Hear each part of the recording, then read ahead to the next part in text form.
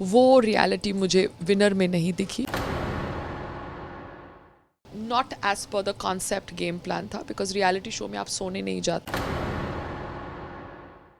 Okay होना चाहिए in difference of opinions.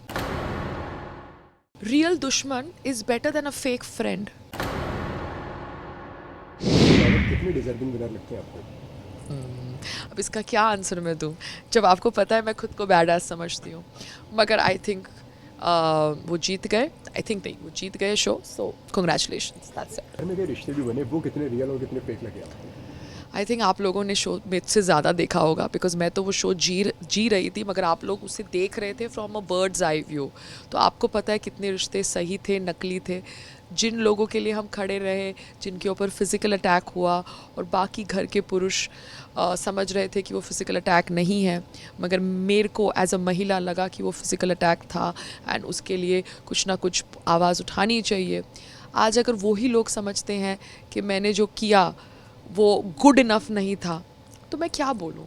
तो घर के अंदर रिश्ते आई थिंक फिक्शन शो से भी ज़्यादा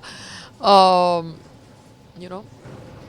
ओके, मुनावर तो जीत चुके हैं, आप भी उस रेस में थी. आप दोनों को अलग हटा के आप किसको विनर देखती हैं? उसका रियल विनर जो आप बताना चाहेंगे? मैं सिर्फ अपने आप को विनर देख रही थी. I play only to win. I don't think anybody else deserve to be the winner, because badass जो कॉन्सेप्ट था उसमें जो रियलिटी थी, वो रियलिटी मुझे विनर में नहीं दिखी. क्योंकि ज़्यादातर वो बीमार रहते थे, वो बिस्तर पर रहते थे, उनकी तबीयत ख़राब रहती थी. क्या वो उनका गेम प्लान था? तो अगर वो था तो बहुत ही not as per the concept game plan था. बिकॉज रियलिटी शो में आप सोने नहीं जाते, आप अपनी सच्चाई, अपनी पर्सनैलिटी दिखाने जाते हैं. तो मुझे तो वो नहीं सही लगा.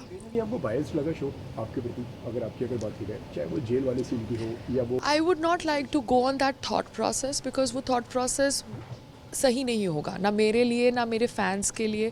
क्योंकि उन्होंने भी मेहनत करी और मैंने भी मेहनत करी. मैं बिलीव करती हूँ कि इंसान ना आपको कुछ दे सकता है ना छीन सकता है. मेरी थॉट प्रोसेस एकदम क्लियर है, क्योंकि आपको पता है मैं भगवत गीता के भी बहुत चैंट्स शेयर करती हूँ.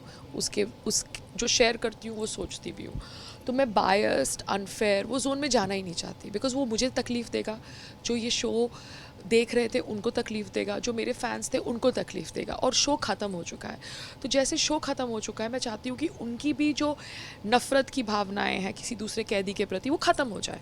बिकॉज हम विचारधारा से मतभेद रख सकते हैं, इंसान से कैसे. तो वो ख़त्म हो चुका है. तो जब वो चीज़ ख़त्म हो चुकी है तो आप भी बाहर आइए उससे, जैसे मैं बाहर आ गई हूँ, और नई चीज़ों पर कॉन्सेंट्रेट करिए. नहीं, इफेक्ट करती है पर्सनली. ये तो आपने बोला कि हमको उन चीज़ों में फोकस करना चाहिए जो बेहतर है हमारे लिए. जिस तरीके से आपने भगवत गीता का भी एक एग्जाम्पल दिया, वो भी हमें यही सिखाती है. लेकिन फिर भी कहीं ना कहीं इफेक्ट करती हैं सारी चीज़ें, क्योंकि इंटरनेट पे चाहे सोशल मीडिया पर दो तरीके की ऑडियंस है. एक वो जो आपको प्यार करती है, एक वो जो आपके खिलाफ बात करती है. आपने भी ऐसे कमेंट्स पढ़े हैं, मैंने भी ऐसे कमेंट्स पढ़े. तो वो चीज़ों से किस तरीके से डील करती है पायल?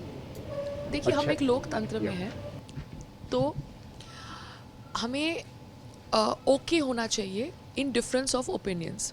तो कुछ लोग अगर मुझसे प्यार करते हैं तो कुछ लोग मेरे से प्यार नहीं करते. This is okay, this is the way life is. आप सबको खुश नहीं रख सकते, पांचों उंगलियां समान नहीं हो सकती. और अगर आप सबको खुश रख रहे हैं तो कहीं ना कहीं आप कुछ गलत कर रहे हैं. That is the way life is also. You have to understand that you need to be yourself. और अगर आप रियल हैं, तो अगर जो आपसे खुश नहीं है वो भी कहीं ना कहीं आपको अप्रिशिएट करेंगे फॉर बीइंग रियल.